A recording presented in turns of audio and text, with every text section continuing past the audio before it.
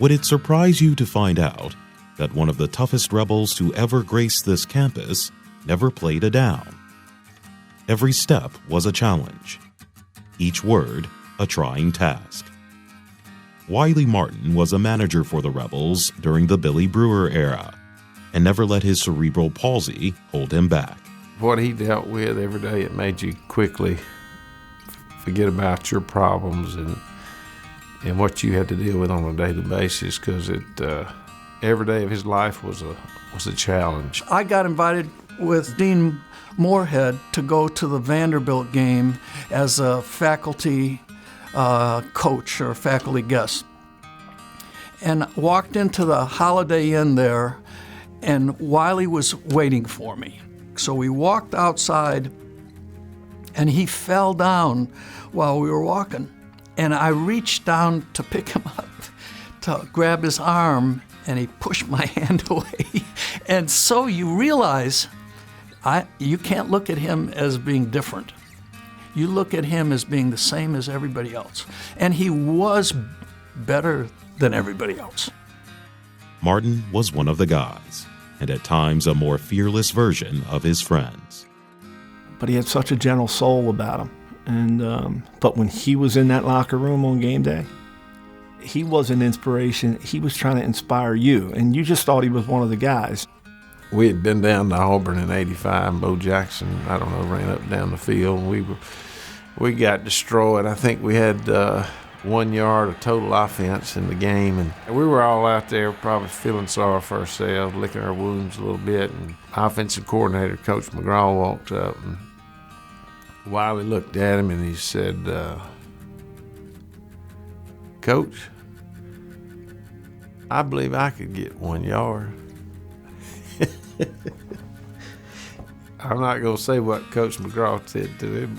He got mad and walked off. Those players began to recognize that this was an exceptional person, and they treated him like a teammate.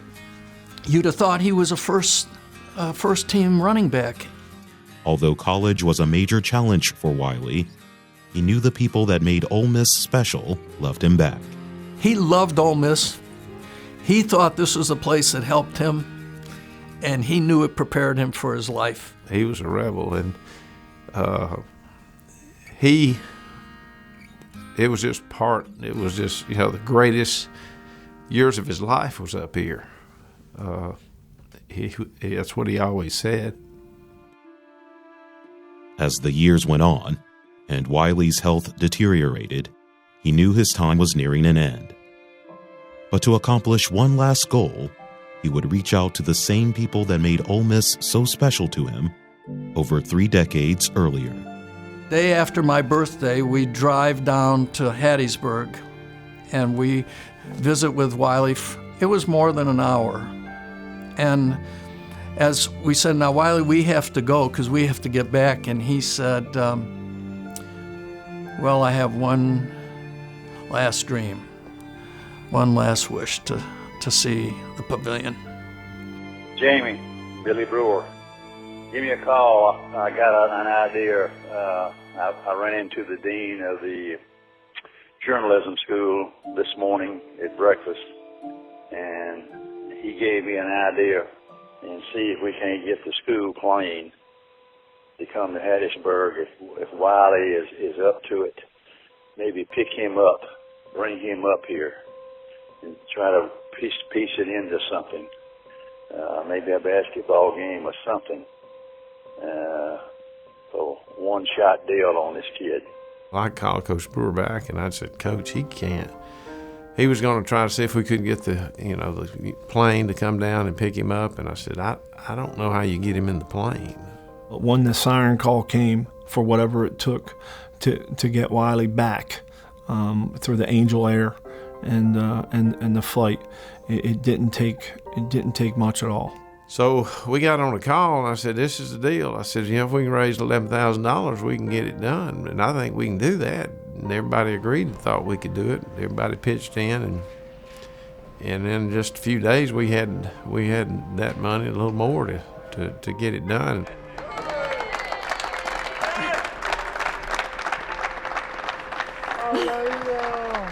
He loves everybody.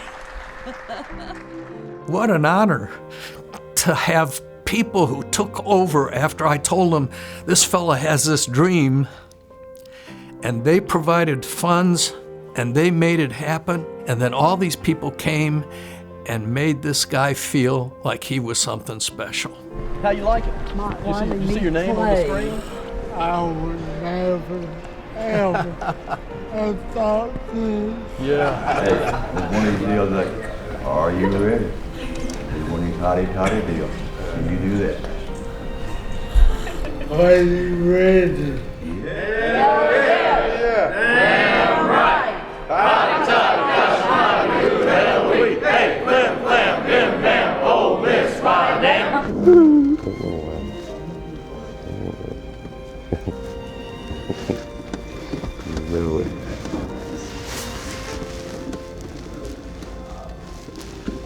Brothers, Yep, always, brothers. brothers. Yep, definitely. If he was part of your life at any point, he left an imprint, and one that stays with me till this day. But God, he gave so much to all of us. I'm going to be a grandma again in March, John Luke. So you better stick around so you can. A boy, John Luke. It's going to be named. So you're going to have your great nephew. Great nephew here. David Wells. You've been an inspiration. Thank you for the good memories you've left me. And you went to class more than these other people. You know that. And he had that grin about him, that the gang's all here.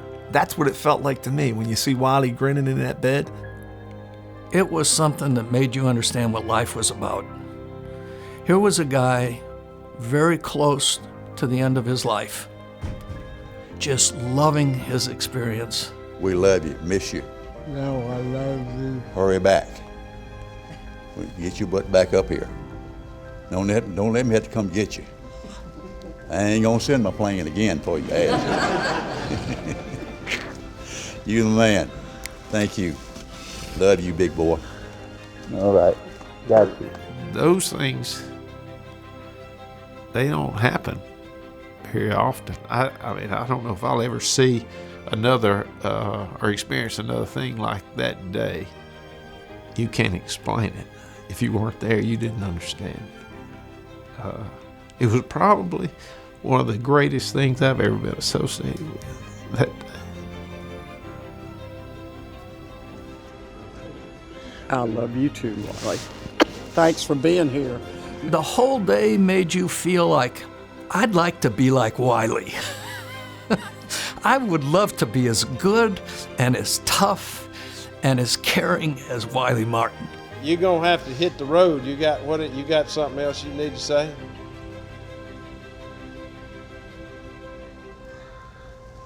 Always put God first in your life. Every bad time, I did.